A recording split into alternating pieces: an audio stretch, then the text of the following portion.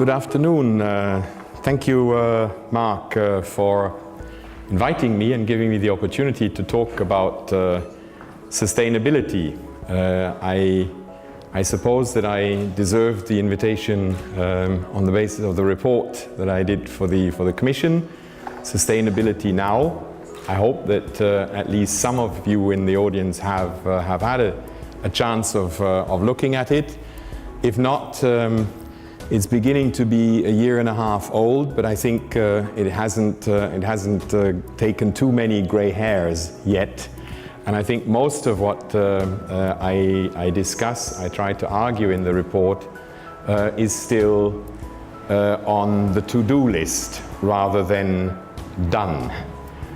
So the discussion and the talk tonight, I think, is in fact very opportune. In the report, I tried to argue that sustainability has been and should continue to be a European brand. I have seen over the year that I have spent traveling around Europe, talking to academia, to governments, to NGOs, to businesses, that there is a lot of positive echo to this notion of sustainable development. A development that is inclusive, that is longer term, that is respectful of the planetary boundaries of this blue planet that is the sole basis for our existence. The starting point of the report was the question: how does Europe react to SDGs, to the Sustainable Development Goals that we had accepted, had worked for, but had approved at in 2015 at the UN level. Europe was throughout the process in the driving seat of this process. And we particularly put emphasis, apart from the substance, on the fact that it should be universal goals, not just a renewal of Millennium Development Goals for the developing countries, whom we have to tell how to develop, but goals that would have to be applied by the industrialized countries themselves. I think that is absolutely essential, because most of our policies, as we see them today, are not on a sustainable course at present in our own nations, in our own industrial part of the world. So it is important that having fought for, having succeeded in adopting these SDGs in Europe, we have a serious discussion about what do they mean, what is this notion of sustainability, and how do we put Europe on course to actually meeting the goals for 2030 that we have adopted at UN level. The SDGs are prefaced by 5 Ps, by an introductory statement that fundamentally says that these goals are for people, for the planet, for prosperity, through partnership, and with peace. The 5 Ps that are underlying the concept of sustainability. For me, sustainability is the marriage of economic, environmental, and social elements. And in my professional life, I have dealt with 2 of them extensively. I have been a trade negotiator for 30 years for the European Union, so economic DNA is pretty much present in my own system. I have spent the last 6 years on environment, so I have gained a lot of insight, a lot of knowledge about this aspect of finite place of a vessel that is traveling through space with us on board, and with only one outside addition that is coming in, and that is sunshine, but potentially a great asset for energy handling for the future. But for the rest, we are sailing, as Ellen MacArthur found out when she was sailing on a boat around the world, that she had to survive what she had on board. And humankind will have to understand that we have to survive with what we have here on this planet. We're nowhere near cloning a planet or catching a planet from which we could transfer additional materials for our own survival here on this planet Earth. So that means that when we talk about the economic element of this triangle, that we have to already get it into the majority of economic thinking and modeling, that growth, permanent growth, is simply not possible in a finite space. If you have a limited amount of resources, even if they appear endless, this planet is huge, but it is finite. So simple logic proposition, continuous growth in the form in which we have done it for the moment, by using these resources, whether they are renewable or not, is not possible, is not a way on which long-term we will be able to work. And the second element that is essential is on the environment, to understand the link with human presence on this planet. I was born in the 1950s when we were 3 billion people on this planet. And the planet really looked huge. Today we're 7.5 billion in one lifetime, and the planet looks a lot smaller. And we're heading in the next 30 years towards 10 billion, and the planet is really going to hit its limitations, its limits. Scientists have tried to document this under the heading of great acceleration, showing us in a number of areas how from roughly the 1950s onwards, the abuse of the resources of this planet has dramatically increased. And anyone who has seen these slides, I think will have to sit down for a while to think about what are the consequences.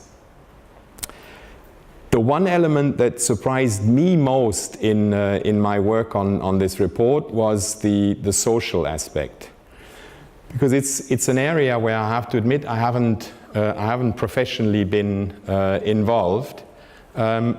But I found in our own statistical reports a number that I since always mention. In 2015, it was estimated that 122 million Europeans were at risk of slipping into poverty. 122 million at risk of slipping into poverty. That's an official EU number. That's not something that I have just made up. But that means that every 5th person in Europe at present is at risk. This category of at risk is not that they are already poor, but they have work conditions, part-time jobs, single educating families, that have income that is not sufficient to be looking forward in life with the assurance that the remuneration that they have for their work is going to be enough to pay for the kind of lifestyle that the majority of people here in Europe enjoys. When I came across that figure, I started really looking more into trying to understand what has gone wrong and where things have gone wrong. And I came up with this understanding that Europe when I started working for the Commission in 1977, but from the start in the 1960s, was defined by an economic approach that was very much defined by the German soziale Marktwirtschaft, a social market economy system, a system that from the outside of Europe was regarded as the kind of middle way between the US type capitalism and Soviet type communism. Europe was trying to take the market economy approaches, but try to marry them with social responsibility and inclusiveness, a social network that was very important in Europe, and that I think for 40 years served us extremely well, made us very attractive, helped us enlarge from the 6 original members to overcome dictatorship on the Iberian Peninsula in Greece, eventually overcome the East-West divide and lead to the 28 member states that we are for the moment. But somewhere around the turn of the century, and I do believe partly due to the policy that I defended in the time, trade policy, we moved away from social market economy to competitive market economies. We opened our economies to the rest of the world, and we found that that meant competition. And when at the beginning of this, we thought that competition was fine because we were strong and we were competitive, towards the end of the century, we began to realize that other nations also have skills and can compete. And the competition drove us to look at our competitive needs. And as so often, when you look at production factors, labor is coming under pressure. And we were also trying to outcompete some of our competitors from abroad on precisely this level. And one of the countries that has done this probably in the beginning of this century the most dramatically is Germany. The Schröder reforms were very clearly trying to cut into the social net and had the consequence of making the German industry, the German economy, again, very competitive. But at the expense of other European nations who have not at that point in time followed suit. So the inequalities between the European nations have grown. We see on the social front, on the social element, on the social side of this triangle, we see that the inequalities among our nations, but even within our nations, are growing again, and growing rapidly, and creating more unrest, and basically leading to instability of our systems, because those people that we tend to marginalize in the production process will fight back against the system, because they seem to be forgotten by the system as we know it. And I think that is what we see in the Brexit vote, what we have seen in the Trump election. It's things that we have seen a little bit everywhere recently. A spread away from the classical political parties in the center ground, and to people who promise without necessarily explaining how they will deliver, or whether they have the intention of ever delivering. But those are the key elements of this triangle. How do we bring together economics, the environmental limitations, and the social aspects of our activities for a society that can exist on the longer term? I do believe that there are still ways of doing this. In my little teaser, I ended with a short sentence saying it can be done. If I were capable of changing it a little bit, I would now, having thought a little bit more about it, add the little word still. it can still be done. Because I do see that time is literally running away from us. It's running away from us basically on all three elements, on all three sides of this triangle. It's running away when we look at the resources, the natural resources of this planet. We are abusing more and more, and we will begin to hit tipping points, not only in climate change, but on biodiversity, on drinking water availability. We're sealing off fertile grounds at a pace that is completely unsustainable, and it's going to be very difficult to come back if we go beyond certain limits. So we need to add this element of urgency to this discussion. We need change, but we need it now. We need it urgently. The perspective of 2030, compared to the profoundness of the change that we need, is really 30 seconds before midnight. We need this investment now. We need to shift away. And that's why I want to add two more ideas to what we need. We need, for a sustainable society, to become a sustainable society again, we need innovation. And Mark, you've addressed this. We should not be looking backwards and believing that the past was golden and the future is going to be black or whatever. We need this innovation, but we need to be very careful of what innovation. I always am very, very skeptical when I listen to the World Economic Forum telling us that the role of government in these days is to be a facilitator of technical change. When I talk more in detail with people representing these ideas, it really is that there are so many innovations, so many innovative things that are coming up, that we should simply get out of the way and facilitate their implementation, and make sure that we educate people so that they can serve this innovation and that they can serve the technology. My approach has always been that technology should serve the people and not the other way around.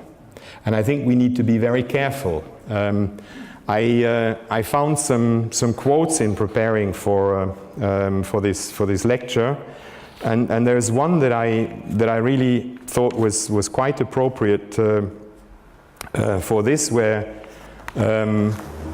in the list of 500 most important challenges for the 21st century, different academics were asked what are the biggest challenges, and one of them that I liked particularly was also talking about silo mentality and the fact that we need to get out of silos. And his example for silo mentality was that a scientist was trying to develop a biomarker for a non-curable disease.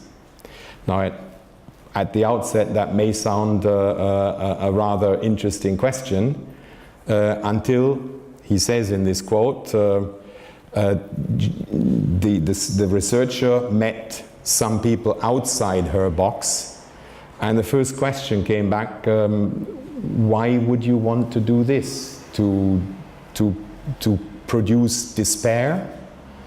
To tell people that there is no hope for them? You have a biomarker that identifies that I'm doomed and nothing can help me. Wouldn't it be more interesting to have a biomarker for a disease that can be cured? And the reaction was, hey, this sounds a great idea. And she eventually moved away and moved from trying to mark non-curable disease to identify a curable disease, because then the kind of societal benefit seems to be more easily identifiable and understandable. And I think that's just one of those stories about how we have to be very, very careful that we're not allowing technology and researchers in their specialization, digging deeper and deeper and deeper in their silo without any idea of what happens left and right in other areas, defining the basics on which we will have to run our economy and our lives.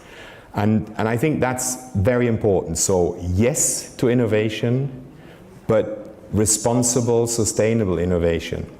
And the definition of sustainable and responsible, for me, is an essential collective right.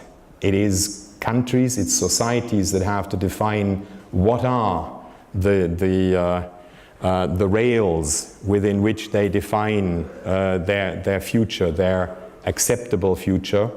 And within those rails, let there be innovative competition as much as possible. But I don't think that simply because something is technologically possible today, that it necessarily is ethically or sustainably acceptable. And I think we need to make that point very clearly. I also think that we need to be very attentive to specific policies. It's not sufficient. Sorry, it's not sufficient to talk about sustainability in these grand notions. Sustainability will have to be incorporated in every single activity, in every single policy that we look at. I could only focus on a number of hotspots, but I do think that they talk for themselves. My first hotspot was the financial system. The financial system that we're running in this planet for the moment is not sustainable. It has just exploded a couple of years ago, and even if you talk to bankers, their only question is, when will the next blow happen, not whether it will come. And yet no one is sincerely talking about modifying and limiting the risks by setting those rails that I have been talking about. Why do we need future trading in commodities? Why do we need even empties trading in future commodities? We come up with more and more complex financial products that are more and more risky, but produce, because they're more and more risky, higher returns, as long as they're not exploding. And when they explode, we all try to run for shelter. And the reaction of the financial services for the moment is to work on algorithms that will more rapidly and more securely define the moment where the thing is going to explode. So if I have that algorithm, I can bring my things into safety and everyone else is dumped. Whether that will ever work is a question that I leave open, but even if that can be done, even the one society that has this algorithm is going to be in dire straits because the world has become a village. If Europe would be safe, but the United States, Asia, Africa are hitting a serious economic crisis and downturn, we should have understood by now that this is going to affect European growth perspectives equally.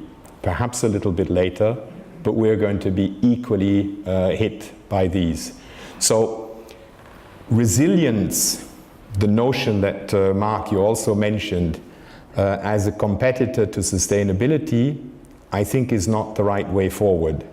Resilience basically means bringing back into the situation before the crisis, which basically means that the next crisis is predetermined already. What sustainability is different is that in sustainability, we, people, can learn. We have to learn from the mistakes that have led us into the last crisis and not restore the system pre-crisis, but learn and modify and make sure that at least on those grounds that we have now understood, we're no longer going to be hitting and moving in the same direction that will take us into this crisis. Agro-food sector. For me, a fantastic sector to explain the triangle again. We are producing food with fewer and fewer farmers. Our countryside is more and more emptied. We have a drain into our cities. So the economic aspect seems to be not particularly well in shape. And for the individual farmers, the income levels on average are not improving. So economically, our system is not delivering what the people in the system expect from the system. The consumers are getting more and more concerned that the products that they're getting are leading to health consequences, from cardiovascular problems to obesity, not to talk of additional resistances to medication, etc., that happens because through the food we have intake of medication that we need for our proper diseases, but that we take in through our food today. So there are these problems, and then agricultural land is the land where environment is worst. We lose more biodiversity in agriculturally used land in Europe than we do in cities. We are beginning to see biodiversity come back into cities and being eliminated from our countrysides because of the way in which we go about producing our food.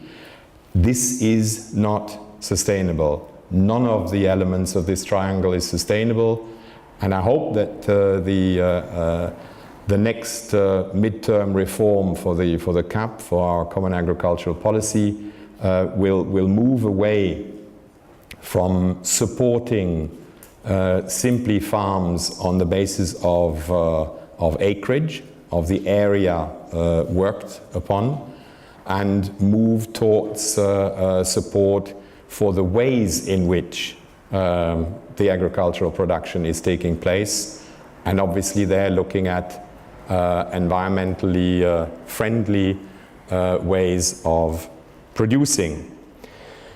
In the area that I know perhaps best, trade policy, I think also that we need to start thinking again. We have worked for about 50 years for a multilateral system, and when in 1995 we succeeded in creating the World Trade Organization, we turned our back and we went back into bilateral trade negotiation. Always saying that this is not at the expense of the multilateral system, but someone has still to explain to me why we would go to Geneva if all our trade relations are settled bilaterally, and if we have bilateral dispute settlements to handle any bilateral disputes. Why would we involve a third country and take the time to go down to Geneva to settle these issues?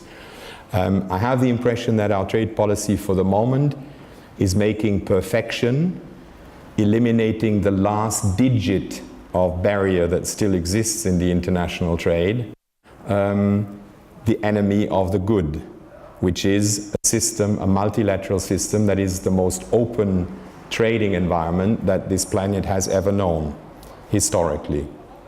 So I think we need to reconsider, because if we continue to move in that direction, it's very difficult to argue that trade is not going to have very significant environmental and social costs.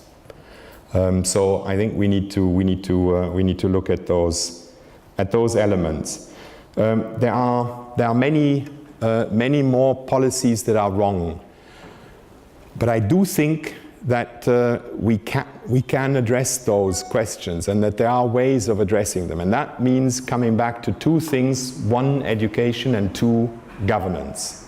In education, we need to make sure that we're no longer educating specialists, chemists, lawyers, economists, whatever we're educating for the moment. We need those, but we also need and more urgently, people who understand the connections, the links. What does a chemical substance do to an environment? What does it do to social conditions? How do solutions that we develop in one area, how do they affect other areas? So we need to have cross-silo curricula at university level. We need to start talking about sustainability very early on from school education to create an awareness for a society that is sustainable, that is inclusive, that is caring, and that is putting people first and foremost. And then we need governance for all of this. I think that the change in governance that is necessary will have to go through a lot more participation, and participation can only come with a lot more transparency. So we need to find ways of making the policy choices more understandable, more openly understandable to our citizens. One way in which in my report I suggest this could be done is by enlarging the environmental impact assessments that we have made so far to sustainability impact assessments, and to create a board that would look at any policy proposal from a sustainability impact assessment point of view. Make a study, make an assessment, and make it available to a wider public. If that has to work, or if that should work, it can only work if we have indicators, if we develop measurements of our policies, and adequate measurements. For the moment, we talk about the positive effects of trade policy on the social side by saying that trade will make the wealth of nations bigger, and if you divide it per capita, it makes every one of us richer, so why do you complain?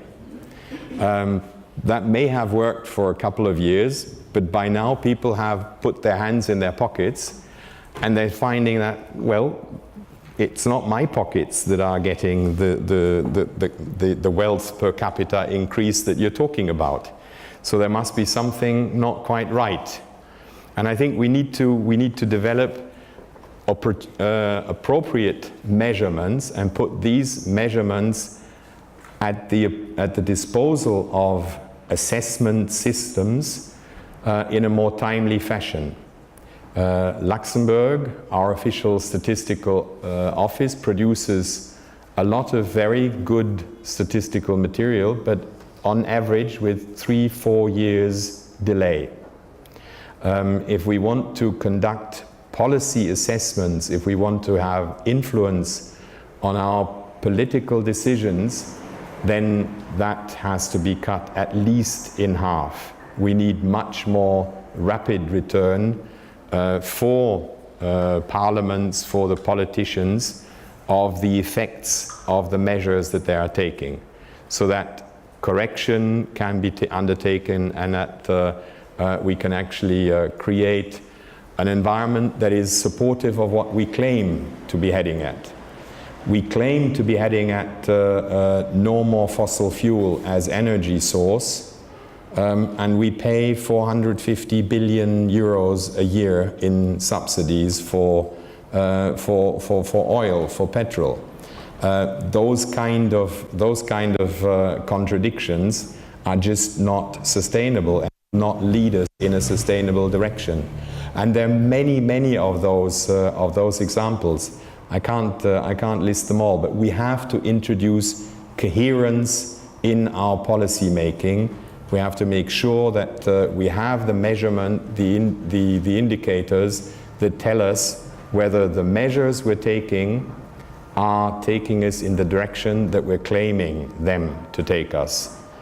If we can work together on that, if we can have civil society, academia participating in this, if we can explain to our large population that these are essential political questions and that they have a role in a democracy to actually choose those parties that are taking us in the right sustainable direction, then I think we can still take the U-turn that is necessary to avoid that we hit a very unpleasant reality, because the planet is going to fight back against us. Thank you very much.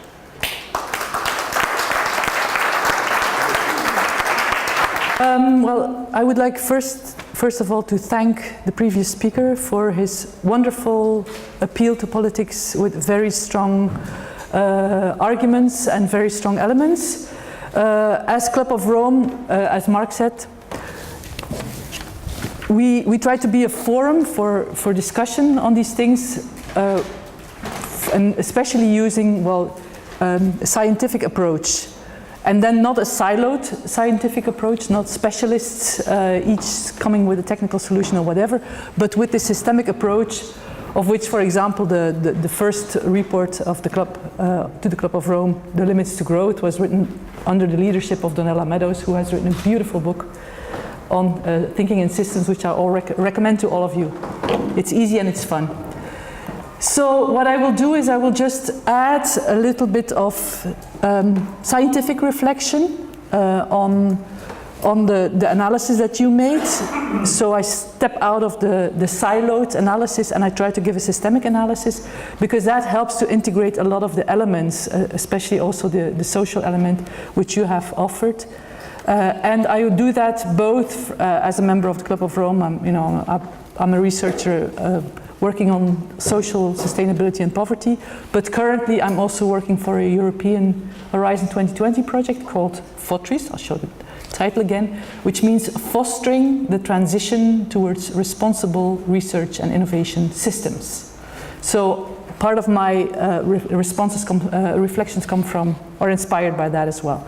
So the first thing I would like to do is, you name all the limits that we're running up against, all the threats that we're facing. And what we see is that Europe, indeed, Europe was set up as a project of economic collaboration. So the economy is like a central block, An economy, especially since we have industrial, fossil fuel-based industrial economic infrastructure, is always defined in terms of productivity and is defined in terms of growth. So even if we say Europe is about economic cooperation and building bridges, we still we define that in a way that implies productivity and growth. And then we have research and innovation, which has to increase productivity and increase the competitiveness of our companies or of our cultures. Now, two of the very important drivers of that growth paradigm, where does that come from? One of the drivers, and our Club of Rome EU chapter has published a report on that, is the financial system. The money system we have now is money is issued by banks. Banks have the monopoly by government fiat to create money. So they make a profit by selling money. So they're very smart. They designed it scarce. They designed it so that there's always a demand for money. How do they do that? They create money by writing out a loan on your account, which is just putting digits on your account. If you're an economic actor, you have to pay that loan back to them, but with an interest. Now, you're not allowed to create that interest, digitally by creating digits on their account, because the banks have the monopoly. So the only place where you can get your interest is from your economic transactions with the planet and with the people. So that's why making money has become the aim of the economy, because the money is designed like that. It's very simple, and when you look at it, you think like, how is this possible? But it is. We have like a means-end reversal, because instead of using the economy for increasing the well-being of the people, we're now using the planet and the people for increasing the prosperity or the profit of the economy. So And this whole system, this extractive financial system, is also written down in laws. We're all supposed to pay our taxes in this extractive money. Corporations get protected. You know, private property is like the basic premise of legislation. You know, if somebody protests against the manipulation of genetically manipulated potatoes, you know, she may go to jail because she's just defending the right of the future generations, and they have no legal personality, whereas the corporation does have. So what we see is, you know, the siloed thing. We have lots of very, very smart people who, you know, who have built beautiful companies and research institutions, and we've done incredible things with that. I mean, look at the cities, the bridges, you know, all the technology we have. There's only just one thing, you know, this is what I call the productivity. Because they're so educated in silos, they don't look at the back office, which is the planet, and they don't look at the front office, which is, you know, how will we allocate that to the people. So there is an assumption in economics, it's called CESIE paribus, like we have a couple of variables that we can change, you know, increase something of that and we will sell more of this. But CESIE paribus means supposing all the rest remains the same. So we suppose if we produce something, new technologies, we suppose that the planet will keep delivering the resources, and we also suppose that the planet will keep absorbing, you know, all the CO2 that we don't think beforehand, like, wait a minute, you know, what are the limits and what can we do within it? And the next one is that we suppose that the free market is the best way to you know, distribute those new products. And then, you know, there's some opposition effectively with communism. You know, that was a state dictatorship, so we have free entrepreneurship, means pursuing your own self-interest, your economic profit. This must be the best model. So what we see indeed now is that we have geopolitical tensions, because it's extractive, you know, everybody's now fighting for the resources, fighting for the lowest price, fighting to get access to, you know, to the resources. You get geopolitical tensions, you get refugee crisis, you get all sorts of, you know, people who lost their economic perspective, who become terrorists, etc. So we have, you also refer to the social Europe. From a systemic point of view, I would call that weak sustainability. You know, we did correct a bit, like we do some redistribution of our riches. We do sustainability research, like how can we limit a bit the excesses of extraction. You know, we say, oh, there's quota for the fishery, etc. But we never question really the basic assumption, which is this extractive money system leading us to profit-oriented and competitive economies.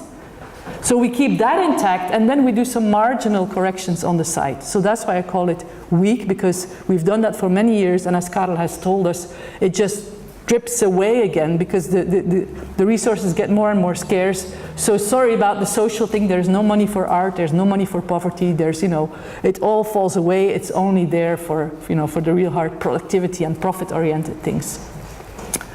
So that's why I would say the strong sustainability is when we drop this notion, like here you have the economy, is this whole infrastructure that is based on the premise that it's about private profit making, using people and planet for that. You know, we employ people for making a profit. And we go back to the economic function. The economic function is the allocation of the resources to the well-being of the people. The allocation of only renewable resources to the well-being of the people. Right now we're using 150% of planetary resources because overshoot day is in August. So if we could bring that down to 100% or maybe even 90% so that ecosystems can restore themselves, and we succeed in allocating that to the well-being of 100% of all living beings on the planet, because we depend on the bees, etc., then we have a functional economy. Then the economy has its function. Now it's dysfunctional because it's using people and planet for its own growth. If it's functional again, it's a means for the prosperity of the planet and the prosperity of the people, and not just its own prosperity. So there's some false argument in saying people, profit, and prosperity, like people, planet, and prosperity. I mean, if this prosperity is a difficult marriage with people and planet, then it's not about the prosperity of the people and not about the prosperity of the planet. Then whose prosperity is it? So if we go back to a functional economy and then redesign, innovate. I agree totally. We have to innovate and say we need a new financial system, new monetary leverages that are not extractive, that are generative, that are commons-based, that support transactions in the common good, that allow us to share abundant resources such as knowledge or ideas, etc. And then doing responsible research and innovation really means that you look at all those, you integrate all those 5 factors together. You look at the financial system. If you try to innovate something for sustainability, like a new LED lamp, for example, nanotechnology, very specialized, much less loss of energy, etc. But if we look now, we use much more energy with the LED lamps than we did before, and the LED lamps are it's hardly possible to recycle them, the materials inside them. So we're worse off with the LED lamps than we were with the bulbs. So how is that possible? I mean, we're such smart people and we do such stupid things. It's because we did not look beforehand to the planet. Are these materials of the LED lamps recyclable, or how can we make them recyclable? And we did not look at the allocation mechanisms. Do we have to sell more and more and more LED lamps so that the companies can make a profit? So it's integrating, first looking what are the resources, what are the real needs, how can we make them accessible functionally, which means that people share a car is a very economic tool, sharing cars and sharing resources, but we don't consider that, normally it's considered something social, okay, people do that in their free time, but the real economy is about creating a profit. So we also have to, integrate, if we do that, what financial system, and how can that be supported by legislation. So that was my adding to the, I support what you said, but I would like to integrate all these separate ideas in this concept, strong concept of responsible research and innovation.